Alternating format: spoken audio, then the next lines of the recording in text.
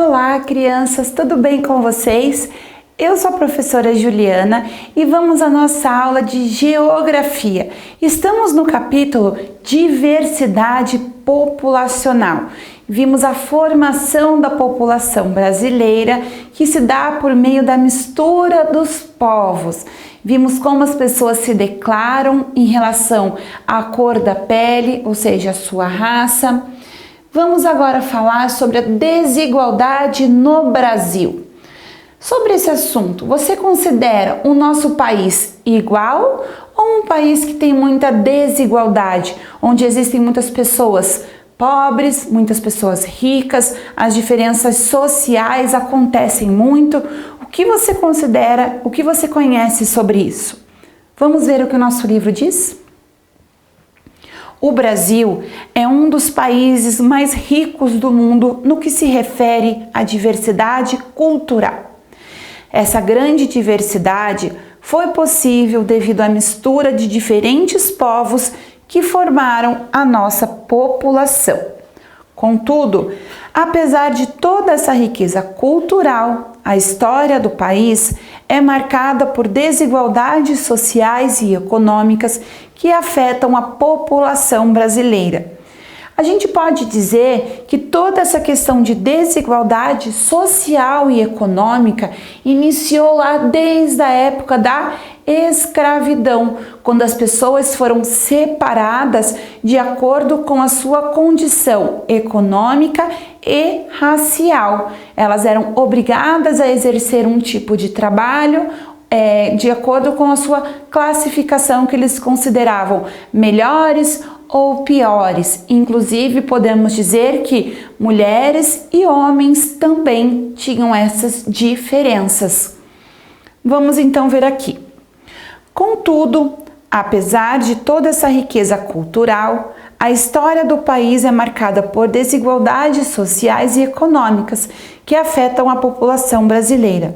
O que você entende por desigualdades sociais e econômicas?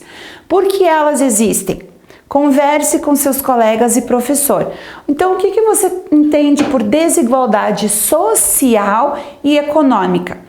Desigualdade social e econômica, como a professora estava falando com vocês, é quando uns têm mais, outros têm menos chances de trabalho, chances de salários melhores, uns têm mais, outros têm menos oportunidades, e isso se deu desde o início da formação da nossa população. Vamos ver aqui.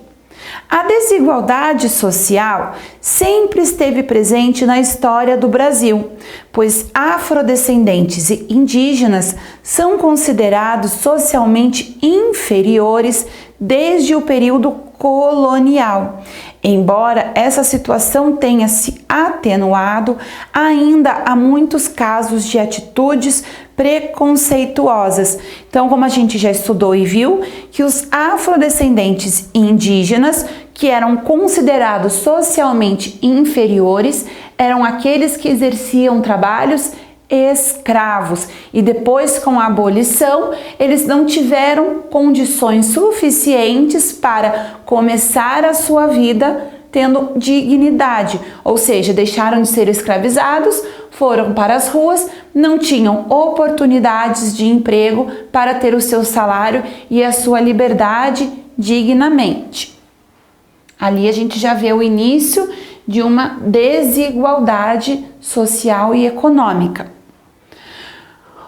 Com o processo de urbanização, acentuaram-se ainda mais as desigualdades, pois muitas cidades cresceram de forma acelerada, fazendo com que surgissem nas áreas da periferia das cidades com infraestrutura precária, ou seja, as pessoas queriam estar próximo dos centros urbanos, próximo a seus trabalhos, só que a cidade começou a crescer. Quanto mais você estava próximo ao centro, mais caro custava a sua moradia. E assim as pessoas tinham que ir morar cada vez mais afastadas, ou então começou o surgimento de favelas dentro ou próximo aos centros das cidades.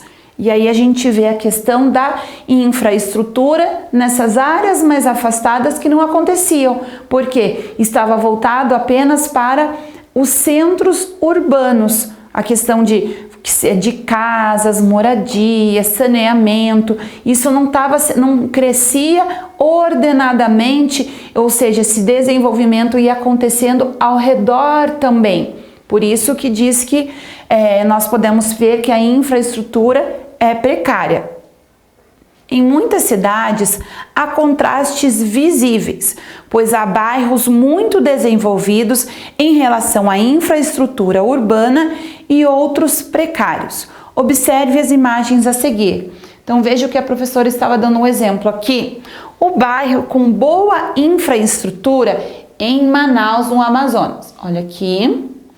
E área com infraestrutura na periferia de Manaus, no Amazonas. Percebam aqui, as pessoas moram à beira do rio, nós observamos lixo, água maltratada, certo? Uma situação precária dentro da mesma cidade.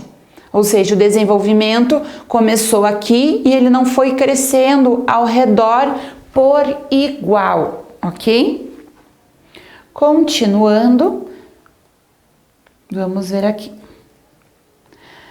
Além das desigualdades presentes nas áreas urbanas, há também as relacionadas ao desemprego.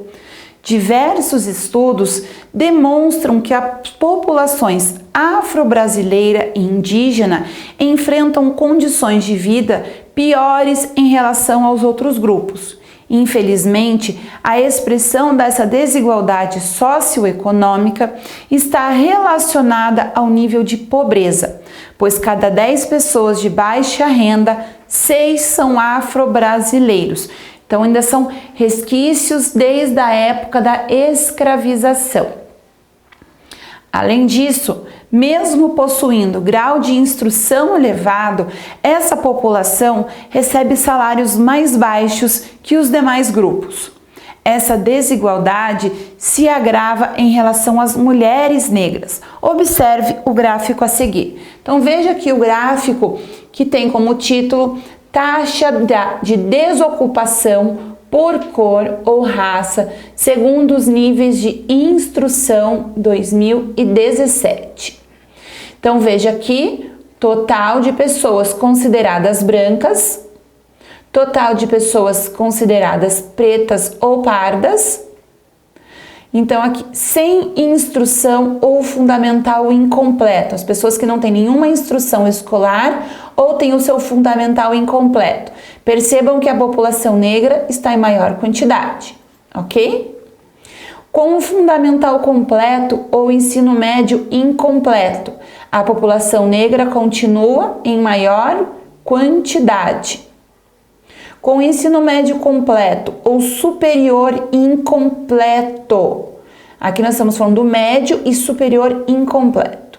Nós temos aqui a população preta ou parda em maior quantidade. E com o ensino superior completo, a população preta ou parda está em maior quantidade também, ok? Nós estamos vendo aqui em relação ao nível de estudo, frequência de estudos. Olha lá, o gráfico expõe as desigualdades socioeconômicas entre as populações preta ou parda e branca. Observe que em todos os níveis de instrução, os afrodescendentes apresentam maiores taxas de desemprego, mesmo tendo maiores condições de estudo ou maiores condições, ter estudado mais, eles ainda apresentam maior taxa de desemprego, ok? É importante que todos nós estejamos atentos a ideias e soluções que possibilitem a melhoria das condições de vida de todos os brasileiros. O que nós podemos fazer para solucionar essas questões de desigualdade?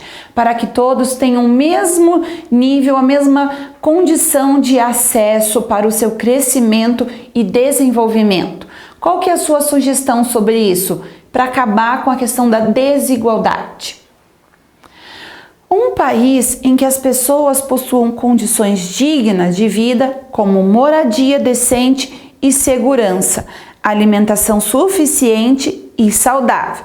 A gente percebeu bem naquela imagem a moradia de um bairro onde teve a sua infraestrutura adequada e o outro que não teve. A desigualdade clara ali com relação à moradia segura e decente. Será que as pessoas que estavam morando ali à beira do rio tinham uma condição de vida segura e decente? Tem, né?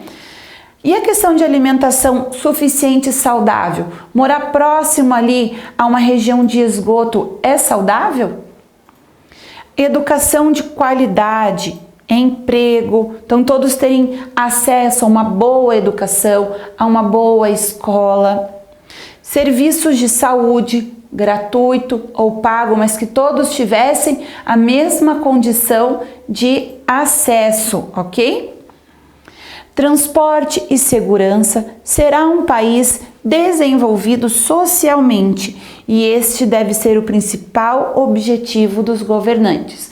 Com relação ao que você vem observando, ao que você conhece, ao que você já estudou, você considera que o nosso país está indo para este caminho de um país desenvolvido socialmente? Se você acha que sim, por que você acha que sim? Se você acha que não, por que você acha que não? E o que você faria para ajudar nesse processo de desenvolvimento para que acabe a desigualdade? Certo, pessoal? Ficamos por aqui. Nos vemos em breve em mais aulas. Tchau, tchau!